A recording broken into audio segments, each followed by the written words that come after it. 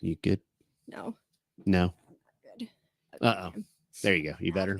I'm trying to. We're live. We're not professional. Faith here. is always late. So she was running late. Running late. She's fashionably I'm late. always no, I'm not. That's not good. That's not a good. She's fashionably late. It's not No. good. I agree, mother. You'd be late for your own wedding. As a matter of fact, you were late for your own wedding. But that wasn't your fault. I blame my mother-in-law. Mother-in-law, I love you if you're watching. But my wife was an hour late for her own wedding. I was. All right, y'all. It was our 1 year carniversary. Yeah. That was June 8th. Yes. So we are 367 days. And my sister texted me, and because I'm going to be visiting family, and I said, I just eat meat. And she was like, and you don't get gout? So I'm not sure where that urban legend came from, but yeah, no, you don't get gout from eating only meat. I said, not only do I not have gout, I no longer have plantar fasciitis. I don't have a heel spur, and I don't have tennis elbow. So, and I don't have Go ahead, keep going. An arthritic shoulder. Keep going. And last night, 1 year carnivore was the first night that I didn't, I woke up and turned over, but I didn't get out of bed. And that's the first night in probably a decade that I can remember. So that was last night, 1 year into carnivore. Last night was the best night's sleep that I've had in recent memory. I would say in at least a decade. All right. Anything else? Oh, just a general sense of well-being, mental clarity. I'm back. I'm 1 year removed from bicep tendinosis, and I'm doing bicep curls now. So I just started doing bicep curls, and I just started doing shrugs. Huge. With 40% missing labrum. That's huge. Huge. So, but only a couple days into carnivore, you started doing push-ups again. Mm-hmm. Which you were not able to do anything like that. Yeah. So you have a lot of, and you're, of course, when you're sleeping well, I think your overall sleep has been tremendously better since going carnivore. Even though you were still getting up a couple times a night, you were able to go back to sleep, which was never a thing in the past. So yeah, you're feeling better. Sleep is just as important as what you eat. Rest is really, really important. So when you're not getting good sleep, it affects everything. So anyway, yeah. I can't to start to list all of my things. I guess I should. So there will be so many, but I could start with, I just realized the other day, probably a couple weeks ago, I was telling my husband that I was cleaning out a hairbrush, and I realized that I wasn't having like globs of hair fall out of my head when I was in the shower. And like before, like I was losing so much hair in the shower that it would just be like a ball of hair at the drain. I'd be picking up and putting in the trash can. I mean, scary amounts. And I contribute that to this is before I went carnivore, of course. And I contribute that to not having enough protein in my diet, not having enough fat in my diet. And I was highly plant-based, maybe eating red meat like once a month, maybe, but just really, really high carb, low protein diet and whole foods. So some other things are my hands used to, I don't know that I had arthritis, but I would my hands would seize up sometimes and they would kind of like get locked and I could not open them. And that hasn't happened in a year. Just has not happened at all. I feel better. I have more energy, of course, mental clarity, just mental health, overall mental health. I don't have anxiety. I'm way less stress than I used to be. I'm kind of a high key person, I think, by nature, a little bit. And I feel like I don't know if I can give an honest evaluation of myself, but I feel like I'm a lot lower key than I was, a lot less intense than I was before. I still push and get a lot done, but I push less, I think, now. And which feels really, really good. And yeah, well, weight, I mean, I lost 30 pounds, so that's huge. And I've been able to keep it off, and I haven't gained weight back again. I mean, my weight fluctuates because I'm a woman, but very, very little, just a few pounds here, and then it drops back down, and then a few pounds. So it just goes back and forth, but I fluctuate. I stay at the same weight I have for a year, probably minus a month. Maybe in that first 30 days is when that came off. Let's see. There's just so much. I used to have mouth sores, horribly, multiple mouth sores in my mouth, especially when I did my Gerson therapy probably 6 years ago now. I did intense Gerson therapy for probably. Oh, Blue Diamond's on Rumble. Yo, Blue Diamond Bill. Hey. What's up, buddy? But even after the Gerson therapy is a lot of juicing, and I had horrible, horrible mouth sores, but I've always had mouth sores. I have had mouth sores for as long as I can remember. I remember being a little girl, and my grandfather would bring me this. It was called Campho-Phenique, if anybody remembers that. It's this old school medicine. And mercurochrome. You would put it on your finger or put it on a little swab. I just put it on my finger. And Exorbine Jr. And you put it onto your canker sores, is what we call them, in your mouth. I always had it, but my diet was always horrible, so lacking and so horrible that when I was in 7th grade, I got mono for a year. And I missed a year's worth of school because I had mono. I was just literally on the couch, very, very sick. So I put Exorbine Jr. on my bunions. When you were a kid? Do you remember No, I don't Exorbine Jr.? It was like this green. It was in this glass jar, and it had a little sponge top. And it smelled wild. It was obviously some kind of natural elixir, and it was called Exorbine Jr. There's weird things back then. Yeah, Campho-Phenique. In the 80s. It's funny. 90s. Yeah. So the good old days. Not one mouth sore, y'all. Not one mouth sore in a year. That's never happened. My entire life, I've never gone, I don't even think, a month without having a mouth sore. Many times, if I had a week or a few days out of the month that I didn't have multiple mouth sores in my mouth, that was like abnormal. And I had a whole cabinet full of this Superlizine.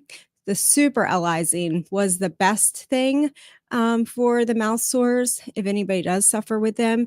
And if I kept taking that continuously, it would help them to not hurt as bad, but it was just really, really bad. And what else? Just overall aches and pains, just feeling old, feeling crinkety, like getting down on the floor, getting out of bed, just being able to maneuver in bed and like move around. Like you could just feel it in your hips, in your joints, and you were just slower moving before. I was slower moving before. Sorry, I'm not trying to put it on you. And I don't have any of that now. None of that now. Let's see. What else? I felt super old. Yeah. I always said that I was like an 80-year-old in a 40-year-old's body. And I would say if I could just trade it for one thing, like if I would just do carnivore for one thing, it would be for the mental health aspect of it, just for feeling better in my mind and not having anxiety and not being stressed out. I would do it for that. Pure Prairie was asking, do you mean you feel less intense because of carnivore? Yes. Yes. A lot less intense. She's chillaxicated now. Yeah. A lot less intense. Bill still uses camphophenique for bug Do bites. you? I didn't know you could Really? get that. That is funny, Bill. I'll have to. We used I used- Bactine. Did you have Bactine for? Bill played the trumpet too. See, me and Bill Wow. have a lot in common. You do. I used to play the trumpet in How marching are band. you doing, Bill? How is your carnivore? We had a lot of carnivores show up for our meetup We did. this past It was an weekend. MEAT up. It was It was a really meet cool. up. You don't have to be a carnivore to come to our monthly meetups, but people came for all different reasons: garden, homeschool, just to hang out. It didn't matter why you came, but we did have a lot of carnivores, ketovores, people that were We served some super awesome grass-fed carnivore burgers too at the meet up. not we, but our boys did. Yes. They did all the hard work. We is them. We Almost 10 months. That is so great. Great job, 10 Bill. months, 10 months. And so in celebration of our 1 year What are we doing? carniversary, Let's go. I worked really, really hard today. Talk about mental stress and anguish and all of that. Like, so a year ago when we started Carnivore, hey Pete, I was, I had this pantry and it was prepped to the gills, right? Like bursting at the seams. Like people would ask at church, what are you canning? What are you doing? I'm like, nothing. Like I cannot fit one more jar in that pantry. It's stuffed. It's stuffed to overflowing, right? I even put a center aisle in there. You could barely scoot around. Like that was my room. That was my limit. So my room was filled, my pantry was filled, and I thought, what am I going to do about this? And my good girlfriend, who they had been carnivore a year before us, she said, because I was like, I'm just getting total anxiety about like even looking at that pantry right now, because what am I going to do? I have all this food in there. She said, don't worry about it. Just don't worry about it. Don't think about it. Close the door and just ignore it. That's not something you have to think about right now. So that's what I did a year ago. And little by little, when I felt like, mentally up for it, I would go into the pantry and I would take out some things, and I was able to sell some things, give some things away, rehome some things over this past year. Considerably, like quite a bit, we were able to get out of there. But I got down to like, there's still like so much. There was so much in there. And so today I felt good. I was just like, you know what? It's been a year. It's been over a year now. I feel like that stuff has stood the test, like the time test, right? And we haven't touched it in a year. A lot of that stuff we haven't touched in the last 5 years, right? More than that. We were prepping since we moved here. So it's like 10 years worth of preps in that pantry. Plus when 2020 hit, I mean, I went super mode, right? So there's so much in that pantry, y'all. So today I went through the pantry. Thank you. And our pig and our chickens got fed, pigs and our chickens got fed really, really well from the pantry today. And I only have a few more like big giant bulk products to go through in the pantry, canned goods to get out. And that'll probably be like another full day. It took me a full day of work today, y'all, to get all of that stuff out of the pantry. And then I probably have one more full day in there. So, and I was able to go through my kitchen cabinets again. And it's just a beautiful thing. Like the carnivore it simplifies life so much for the mom. Like I would highly recommend a strict keto or carnivore just to simplify your kitchen ladies. Like, John is 6 weeks in carnivore. that's awesome. Great job, John. Good Bill's job. down 32 pounds. That's awesome. You're gonna hit some highs and lows. You're gonna like Plateaus. think like, what am I doing? You're gonna doubt yourself. You're gonna have like massive doubts and all of that. But if you stick with it long enough, it just becomes a way of life, and that stuff does go away. And I think if you give yourself grace to, I tell my boys, if you're going to cheat on fruit. Okay. It's not carnivore, but if you're going to cheat on fruit. Don't cheat. Don't just Don't jump. sabotage yourself. Right. Don't jump off the train and like, do something crazy. I mean, if you do, it's fine. Get back on the train. But like, but in a year of carnivore, I mean, I'm still having frozen blueberries. I'm still allowing myself to have frozen blueberries, but my carnivore diet at this point, it has been all different over the past year. Wow. But as of this point, it's just beef, tallow, no salt. I don't do salt. I do electrolytes a couple times a day, which has salt in it, but I don't salt my food, and frozen blueberries. So that is my diet. I'm not even doing eggs right now. Sometimes I go through seasons with eggs. Like I just finished up an egg season. I'll like them and then I won't want nothing to do with them for a while. Sure. Yeah, I get that.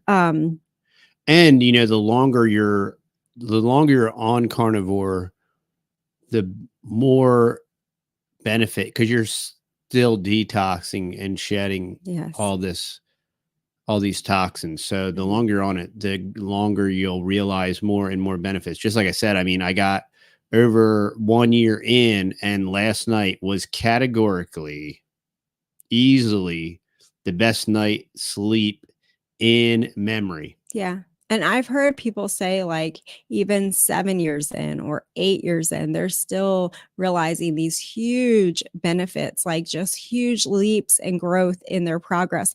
Kelly Hogan said, I think it was today or yesterday, she put out a video talking about the line between was the video. But anyway, she was just saying that when you see her picture today and you see her before picture, you're not seeing that time in between, that line between those pictures. And that's where all the struggles are. That's where all the successes are, is in that time between. She was saying that when she was 2 years in, she hit a total stall. She dropped 100 pounds within the first 2 years. And then she hit a weight loss stall. For 2 years, she stalled out. She did not lose a pound. She stayed at 165, and she thought, well, this is it. Like, I guess this is where I'm going to be.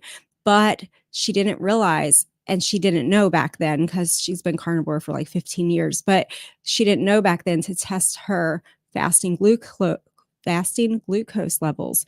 But she said that what happens is your body, it takes time for your glucose to come down. And if you're even if you're not, she was not eating sugar or carbs or anything like that. But even if you're just staying strict carnivore like she was, your body still takes sometimes years for that blood sugar to adjust. So once her, there's a scientist doctor that she quoted on that video today. I'm trying to think of his name, but he said that if you can get your your fasting blood glucose level below 6, you will not have any more problem with weight loss stalls. And her fasting blood glucose level now is at a 2. But back then she said, she can't go back, but she said, I bet because she was so overweight for so many years of her life that her glucose was higher. So just stick with it. This is a long game, y'all. And yeah, that's IBD why said they gave up almost 9 months in joint arthritis, and it's difficult. Yeah. If you got arthritis, you got to stay carnivore, and it will be like quite miraculous. I can promise you.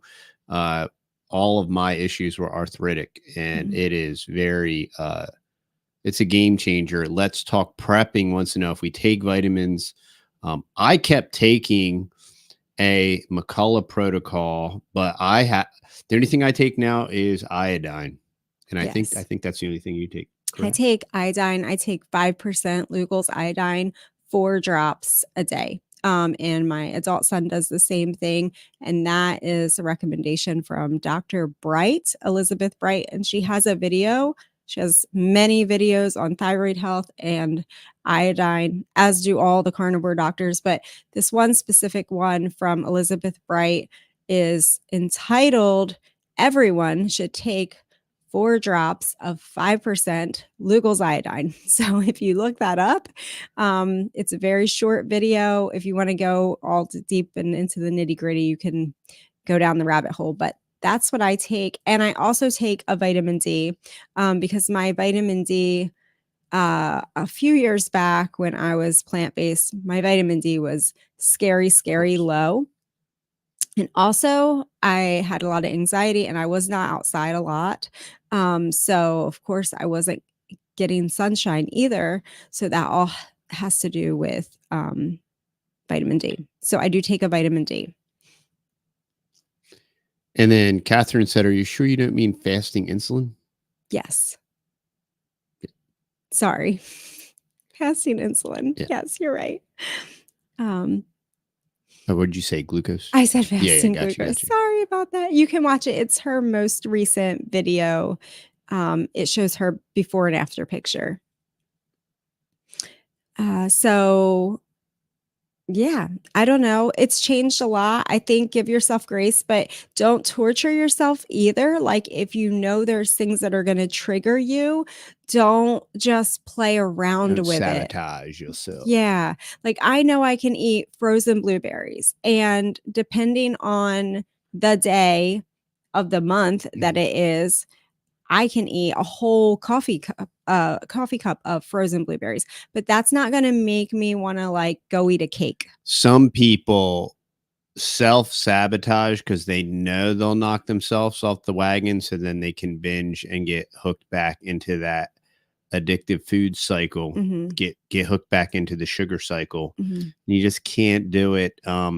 That's why something that is debilitating is kind of a blessing, even if it's kind of jacked you up, kind of like, losing 40% of your labrum or whatever, because it keeps you honest. Right. Because like, do I really want to like not sleep, and do I want to feel terrible, and do I want to be in constant pain and all that stuff? And it's like, nah, it's not worth it. And even a very good homemade dessert it's got to be worth it. So now what I do is somebody, and thank you very much, brought chocolate chip cookies to the meet up. All right. Yes, they did. Okay. I guess they haven't been watching our videos for the last year or whatever. And James had, and they all got eaten. Thank you very much. So they were well appreciated. But anyway, James ate one. And I said, is it worth it? Like, if it's worth it, if it's like intercontinental, intergalactic, stellar, like chocolate chip cookies from like hand hewn cacao trees in, Papua New Guinea and all that stuff, like I'm going to eat a cookie. But if it's not, I'm just not going to eat a cookie. And one cookie wouldn't even have done anything, wouldn't have messed me up, wouldn't have made me feel bad, but it's not worth it. Right. Yeah, it's not worth it. Feeling healthy far outweighs any short-term sugar high. Sure. Yeah, absolutely. So, and the other thing that I've been trying to get back into is movement again, just walking, just going after I eat during the day, just going and doing a little 15-minute, 20-minute walk around outside, mainly in the morning or in the evening when it starts to cool down a little bit. But Kelly Hogan talks a lot about that. And I've seen huge improvements. Sure. With my body composition when I do sit-ups or push-ups, or, and I do it consistently, or if I'm walking or sprinting, like last summer I was sprinting and that was really fun. And it doesn't take much time at all. I mean, 30-second sprints. I mean, whatever, you could work up to a minute, and She's like the white female version of Usain Bolt. No, I'm not very fast, but it's just about working your whole body. And she's like a white Flojo, y'all. No, I'm not. No. So Little Valley Acres Farm says, what do you use instead of almond and nut products? Beef and beef. So we use meat and beef products. No, I think it's okay. Okay. So I still use coconut milk in my I'm sorry. coffee because I have tried. I wasn't tracking. Heavy cream, and I've done all different things in my coffee over the past year. I never put sugar or sweeteners of any kind in my coffee.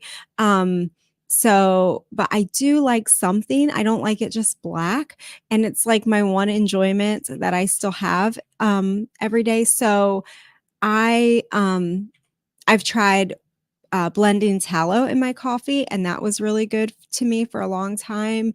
But I had to do it with a little bit of vanilla extract, and I put a little cinnamon in it. And all of those things are not carnivore except for the tallow. But that was my enjoyment that I did. And no carbs. I mean, it's just whatever, no sugar. So whatever. But so I did that in the coffee for a long time, probably up until like December. And then my dad came to visit, and they do half and half. So we had half and half in the house. And I blame your dad. We went on a vacation, and I was like, I'm not going to worry about it. I'm just going to ask for half and half or heavy cream if they had it, but they mainly had half and half. So when we got back, I had already gotten used to that. So I just kept the half and half around, and my boys do fine with half and half in their coffee, and they do a lot of butter, like a stick of butter, half a stick of butter and half in their coffee. And I think if they bought the butter, they would use less butter. Yeah, I do. I've tried heavy cream. Heavy cream makes my skin break out really bad. I'm still getting over my skin breakout and getting that out of my system. I've probably been off heavy cream now for like 2.5 weeks. And my skin is still getting this heavy cream out of my system. So I don't really think I do well with dairy at all, unfortunately. And I even had a little phase in our carnivore year where I did a lot of cheese and pepperoni, and I just did really bad with that. I was so constipated. I could not function. TMI. Could not function. But Darcy Isabella talks about that too. I think she only has a couple videos on carnivore, but if you're constipated, it's the dairy. And if you're eating lots of fat, like I was eating a ton of fat, like scoops, handfuls of tallow in my ground beef and in my coffee and all that. I'm like, I cannot eat any more fat. But the cheese and the lunch meat was not lunch meat, but pepperoni. Yeah, no, that just does horrible for me. And I just had like breakouts all on my back, like cystic breakouts on my back. So I have to stick with a really, really boring diet, y'all. My day, every day is ground beef. That's what I eat every single day with tallow in it. When I get sick of that, I could have a hamburger. And the way I like my ground beef is in a barely cooked hamburger. And I like mine really done. We're opposites. So I like my ground beef really, really done. I don't want it to really taste like beef. Yes, but I want my hamburger to moo. And my steak. I want my steak to so no cheese, no dairy. So I went back to coconut milk. All that to say that I went back to coconut milk. I might try the tallow again because it's been like 6 months. And I feel like maybe my tastes have changed and maybe I really loved having the tallow in my coffee with a little cinnamon and a little vanilla, blend it up with an immersion blender. But it is a lot of work too to do that. Like I just like pouring coffee and just drinking it too. So anyway, I don't know. We'll see. This is working out just fine. Oh, and website update. I talked to some web designers today. We're going to get the website migrated over to an open source deal, so we can't be technocratic again, and it's going to cost a little bit. And then I have another meet with another guy on Wednesday. We're going to get it done in the next couple of weeks, and then this way, all of our awesome customers can be back online. And so be on the lookout for that. We will notify you when that happens. But for those of you that don't know, we were debanked by Stripe. So we want something open source with a plug and play where we can change providers, maybe even do a crypto option too, just for the heck of it. Yeah. So I was saying, do you have something today to say? Because if not, I was going to say something. If you're going to talk, I had nothing to say. I cleaned out the kitchen cabinets again today. So I just keep, it's like an onion. So I just keep peeling off layers and layers of this like massive amount of stuff that we've accumulated over the years in our kitchen because we were kind of foodies, y'all. Like we kind of really, really have done like all of the different specialty, like we did paleo, we've done gluten-free, dairy-free, sugar-free. We have such a menagerie, had such a menagerie of ingredients and things in our pantry and in my kitchen cabinets. Were like, I mean, every kitchen gadget, gizmo, juicer, milk machines, like I have like everything. I still have stuff. But I just keep going through, like when I feel like, okay, it's a good day, I'm gonna take 5 minutes. I'm just gonna go through my kitchen cabinets and just take out what we're not using and put it away. That's what I do. I put it away and then I say, if I haven't touched it in a year, I just forget about it, you know? And then if I haven't touched it in a year, then I'll know, okay, it's time to rehome that, to sell it or to pass it along to somebody or donate it or whatever. So today I went through our kitchen cabinets again, and it's amazing like how little we use with Carnivore. Like we have a stainless steel, we have our cast iron pans on the stove all the time to cook up hamburger, and eggs. And then other than that, we have like a big stainless steel pans for making meatloafs, like Carnivore meatloafs we like to do. And once every couple of months, I will buy the ingredients and do a Carnivore lasagna, which is a big, big treat because that is cheese and I can't do it all the time. But it's a special treat and it's expensive. Carnivore is cheap, y'all. Mm-hmm. Carnivore is so cheap compared to, oh, my soul, like the stuff. Yeah, we do eat our fruit when it's in season. So, and that's really fun. Yes. Yeah. We had plums. It's so limited though. I'm getting Alsturk mulberries that are like that big, like way bigger than my thumb. But it's so like the children will come in and we have plums. They're like these little delicious little pieces of candy and they'll bring them in and they have like a bowl full of plums. And we have 6 children, y'all. By the time everybody gets a few plums, I get like exactly. And you're satisfied with like 1 or 2. And you're like, I'm good. I don't need to eat like 5 plums. I mean, they're delicious, but it's so sweet. It's a treat. It's not a meal anymore, you know? And since we're not addicted to sugar. People, it's so, I mean, you have to have a lot of fruit to even usually get more than one at a time. I have to like sneak sometimes. It's just like, because I have lots of different mulberry trees. And so like if there's certain varieties that haven't oh, that one hasn't fruited yet. And so then I don't tell the kids. I'm like, Yeah. oh. I know there was blueberries out there.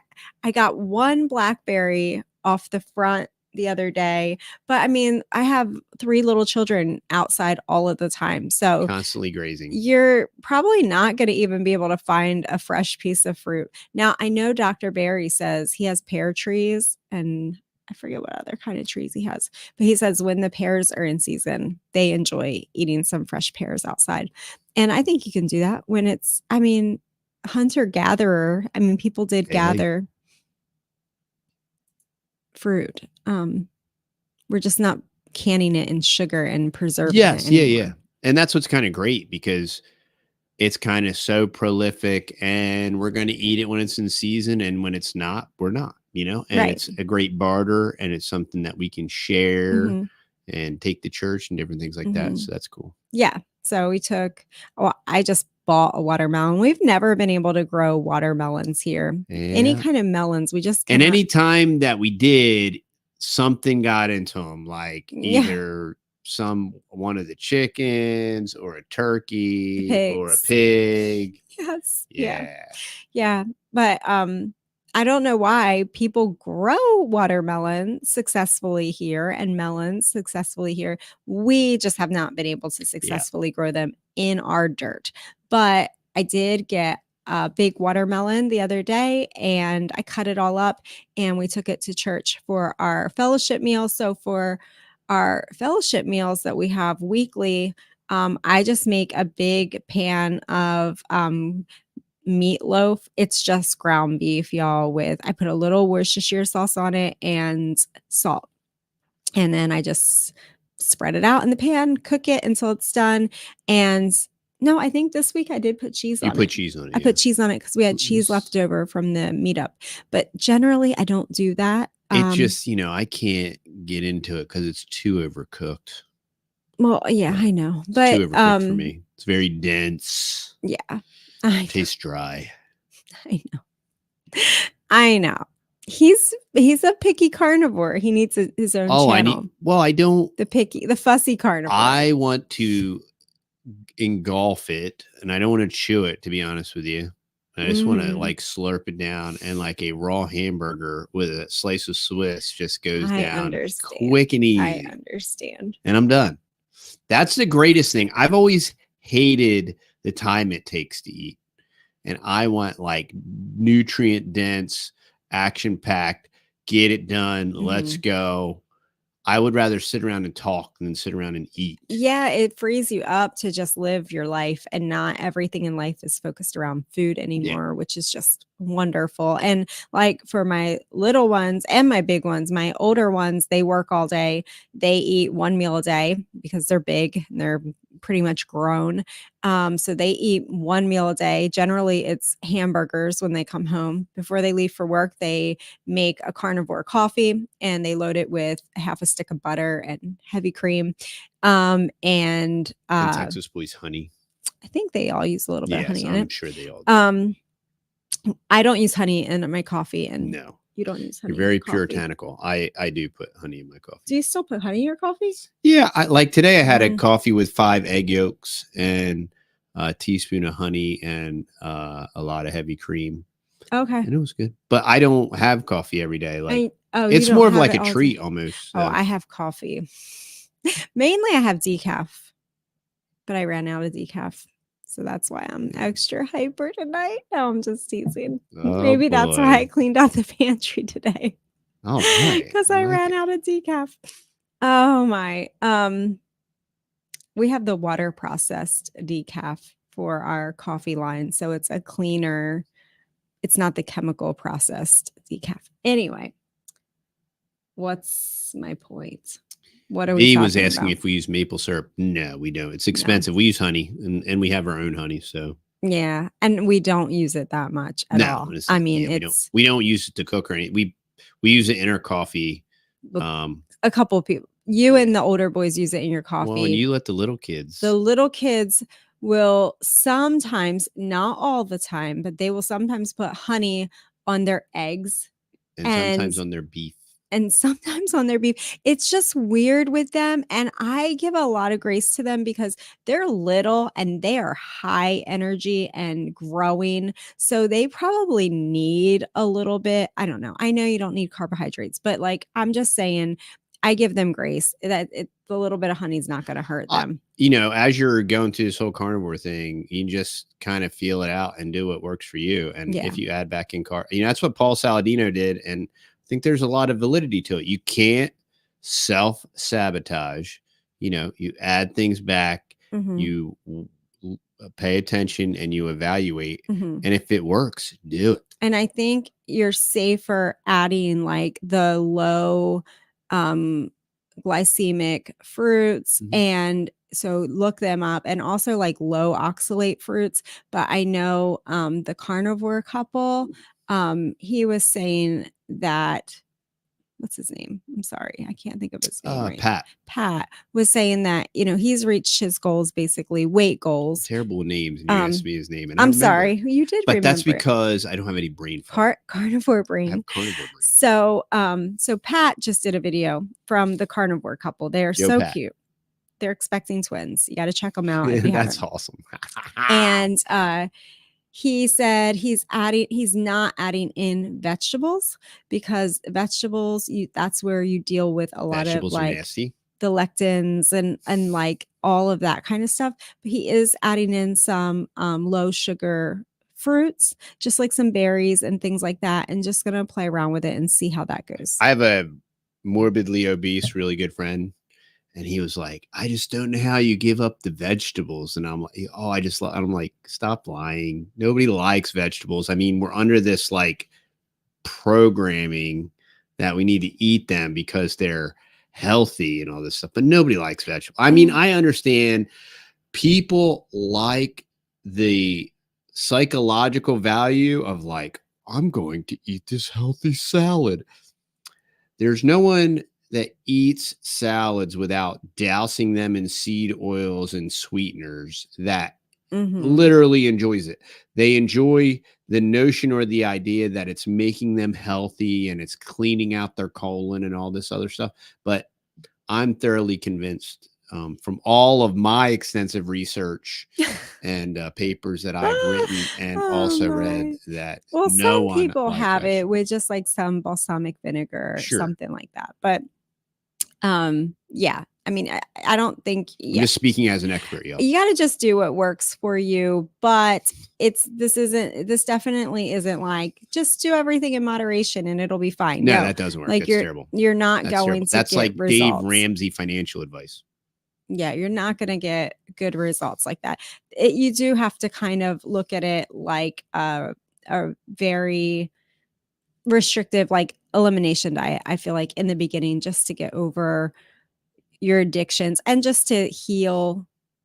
It's going to take you years to heal. Yes. And so Farmer Brad says, so does that mean you don't grow anything in your garden? So we converted our mid-layer garden into a fig, raspberry, blueberry, comfrey, self-watering orchard. And it is awesome. And I go out there every day and I turn the waters on and I pull a couple weeds and it's awesome. Right. Because the little kids do eat frozen blueberries. I cut out the raspberries from the store. And what else were we getting back then? I'm trying to think. Raspberries, strawberries we were getting. But I cut those out because I started studying about oxalates a couple months back.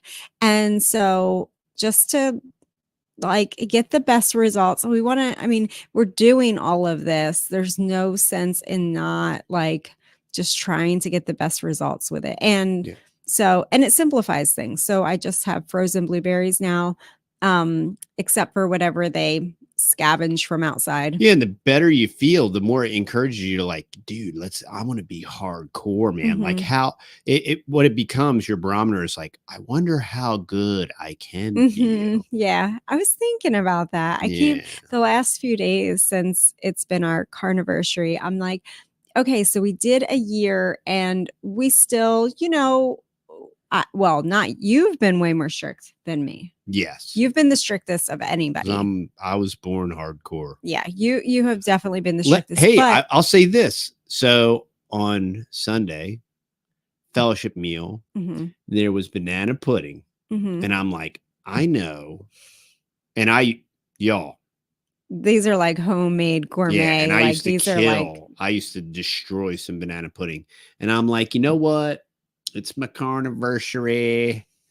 And I'm going to take like 2-3 tablespoons of the banana pudding, you know, and it has the vanilla wafer things, the whole 9. And I'm like, huh.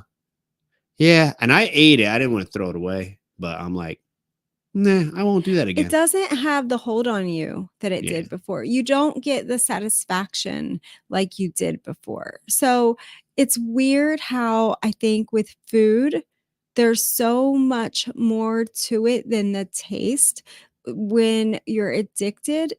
And it's like, there's some type of like emotional thing that heals. I don't know. It's so complicated with food. And when all of that is dissolved and that's all gone, and then you go back and you taste something, you're like, yeah, it's good. I mean, it tastes like sugar. Of course, it tastes good. I mean, but good compared to what? Like that happens at your work party that I went to several months back, and they had these amazing like luxury bakery cakes. Yeah, it was the butcher. I forget. Yeah, it was a very famous bakery that made the desserts. Yeah. And so we got to pick which slice of cake we wanted to try. I just had my plain burger patty on my plate with nothing. That was like, whatever. Nobody pays attention to what's on your plate anyway. Nobody said anything. They don't care. They're happy eating their own food. And then I was like, well, I guess I should get, a piece of cake. And it was the Italian cream cake, I think. Okay. And I took Was it memorable or you didn't eat it? I didn't eat it. Yeah. I like tasted it and I'm like, no. Like it just, I mean, it's just white sugar and poison. Like it doesn't. And food is way over sweetened than what when things were made out of natural ingredients, like stuff was very much less sweet, even like candy bars and all that stuff. It's very fascinating, but I've always been, when you consider discipleship and discipline and, and the Bible talks about gluttony and it says, if you're given to appetite, put a knife to your throat and all that stuff. Because there's a lot to that. And that was before all of those recommendations and guidelines were before the systematic, intergalactic destruction of our food system and the completely, the way that they have completely and utterly adulterated the food, the sky, the water, and the dirt. And there is something to discipline, which is why, part of New Testament commandments is regarding fasting. This kind cometh not out by much prayer and fasting. And obviously there is physical health benefits to that, but there are also spiritual benefits of just restraining yourself from being just like a lunatic, just from like, I'm so addicted to food and I couldn't fast if I wanted to. But I think that it's a real addiction. And I don't think that either one of us, well, I know me for myself, I do not have that kind of self-control and willpower. I did not before, and I'm not fooling myself to think that I have so much self-control now and so much willpower now. Like, I don't think that at all. I think that if I ate some cake and I was around that kind of stuff, I would be right back in the same boat again. I would want to eat it all day long, and I will eat it until it's gone. Like I don't claim to have but it breaks that cycle because these foods are synthetic. They're chemically manufactured for addiction. So we're not dealing with God-given Mm-mm, foods mm-mm, that mm-mm. it's like you could only eat so many grapes and then you're going to eventually be like, okay, I'm good. Like I Yeah, sure. can't eat any more Yeah. grapes. Hmm. You can only eat so many strawberries. Even if you ate a bowl of strawberries, Hmm. then you're going to be like, okay, I can't, like, I Yeah. can't do Yeah. anymore. But there's limits on them, right? If you eat a steak or 2 or 3 or 4 steaks, right, you're going to eventually reach your max and you're going to be like, I can't eat anymore. But with these monster foods, what do you call them?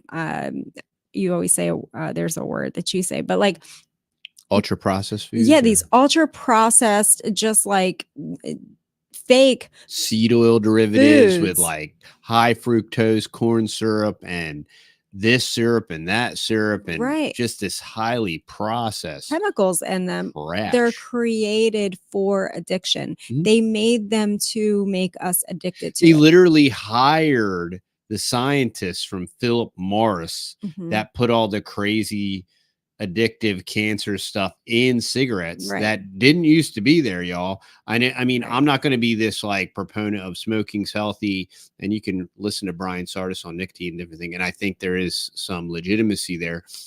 But they took these exact same, and that's the thing. Even with the cigarettes, that was proven that what made the cigarettes cancerous was all the addictive additive trash Right. that they added to it to make it addictive. And it's the Mhm. exact same stuff that they put in your Oreos. Right, Exact and same how stuff. many Oreos can you eat? Oh, well, like, limitless. How many Pringles potato chips can you eat? Limitless. Like, you can just those foods, ho my children, if I gave them each a box of healthy, what's that called? Like Cascadia Farms, the granola cereal that's healthy, Yeah, right? they'd eat the whole They would box. eat the They whole would box. gun it. They would Yeah. each eat a whole box of it. It's like candy to them, right? Because it's sugar and it's even if it's not highly processed, it still all breaks down as sugar. And it cracks me up. You go to the health food store and you look at this health food and you look at the ingredients. Stuff is not healthy. It's not good for you. And that's what's pretty wild. So I have a couple health food stores, and my one health food store you go, like I was getting on like, y'all need some more meat stick options in here. And not even that those meat sticks are still processed, they're still wrapped in plastic. I get all of that. But Mhm. I mean, if I had to pick something, if I had to eat it, Right. um, which I'd kind of gotten into like a groove of doing that. Like, oh yeah, I'll go get some Nick sticks or something. But there's what I found is that if I shorten my eating window, it that keeps my inflammation down. So I just, when I get up, I'll have some electrolytes. I'll have some electrolytes during the day. Like Mhm. if I start to feel hungry, I'll drink some electrolytes, and I just drink that throughout the day, and I eat at 5, Mhm. and that keeps my inflammation way down. Yeah. And We know a couple ladies that are doing hardcore carnivore right now to heal some pretty serious things, and they're doing a lot of fasting and then eating days and then fasting days and just basically like salt water, electrolytes and beef, and that's it. And they're doing really, really well, and they're seeing a lot of great results. But they have to be that way too because they're seriously trying to heal massive major things. So that's kind of not a situation that you want to be in. So I just say if you're going to cheat on a low carb fruit.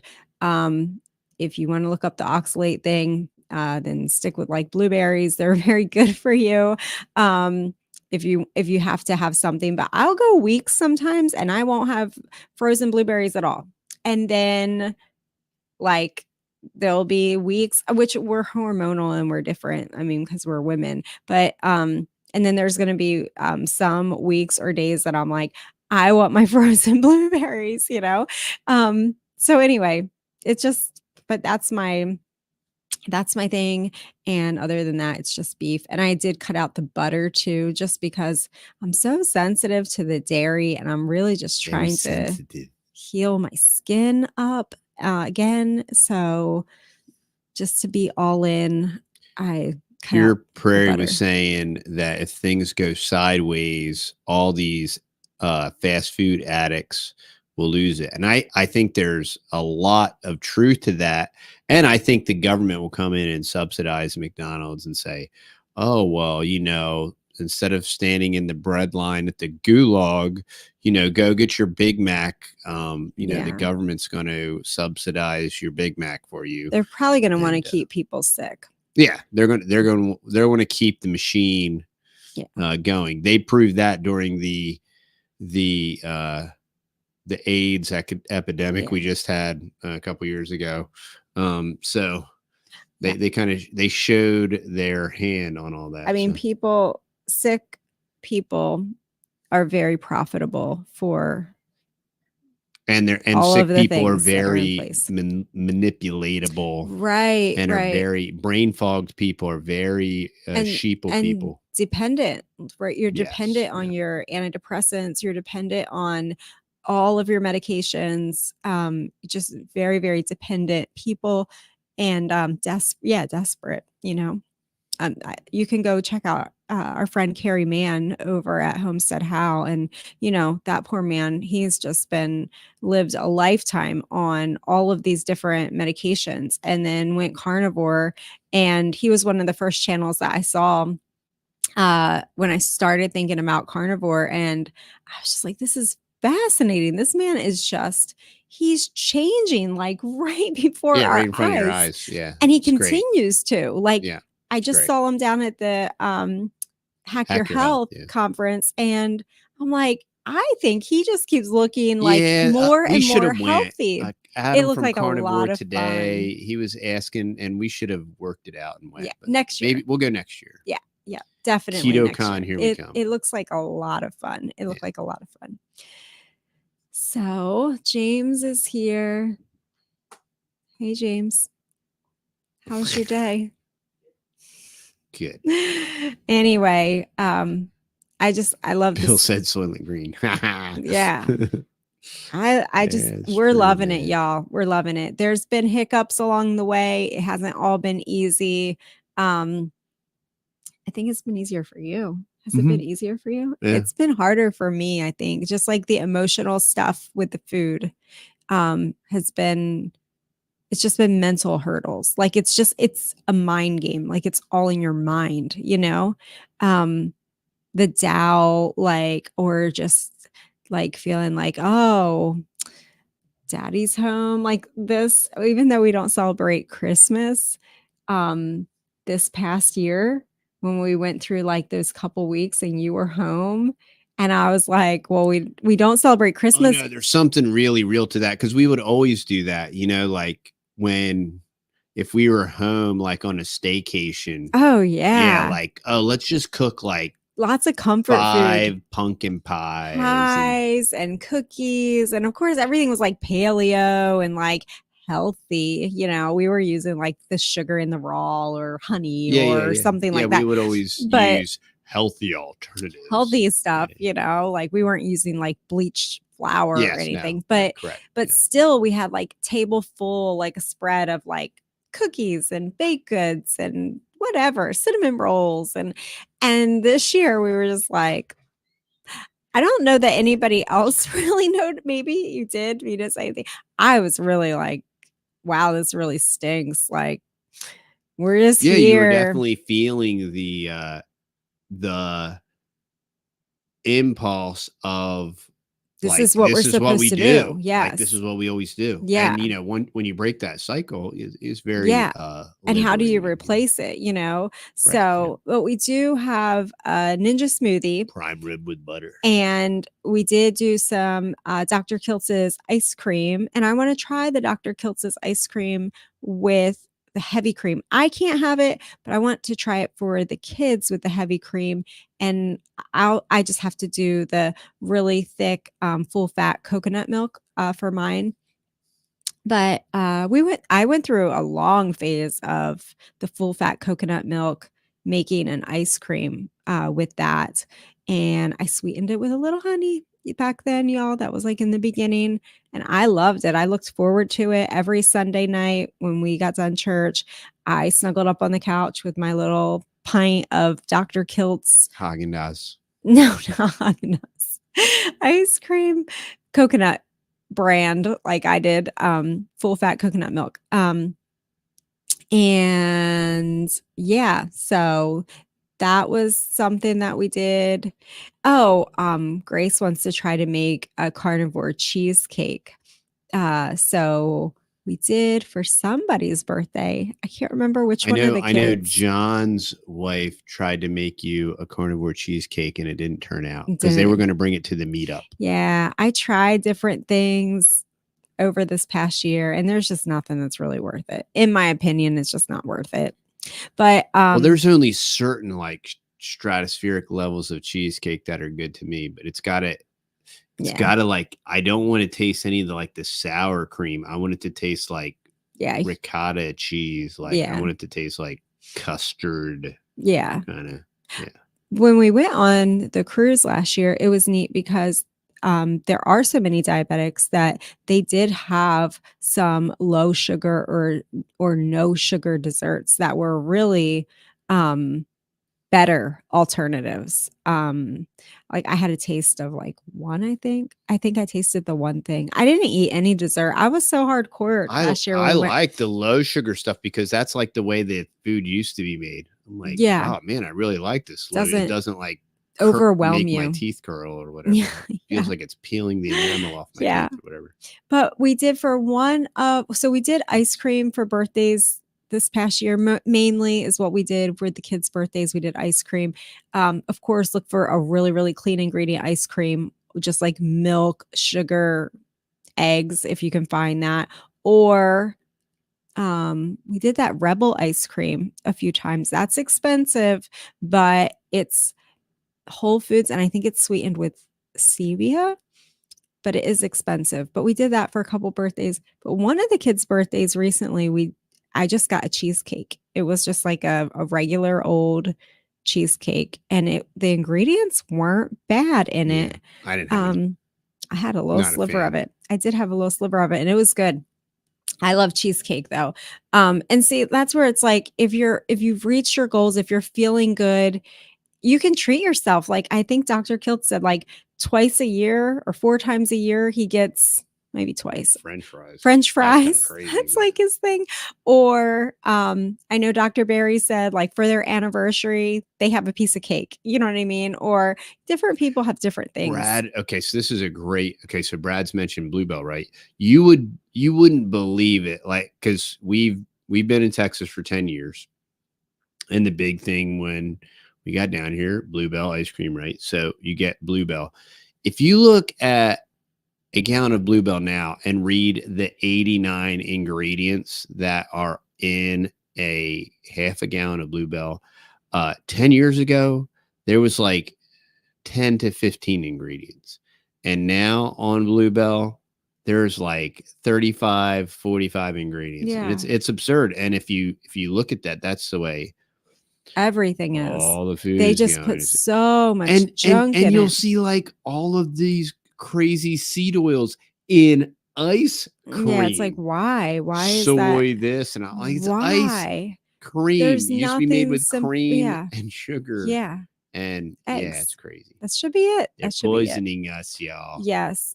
So just read the labels and read the labels. If you have a Walmart, that Rebel brand is pretty clean. I mean, this is like an exception to the rule. This isn't like I'm not saying every week eat a thing of Rebel ice cream. I'm just saying like an exception.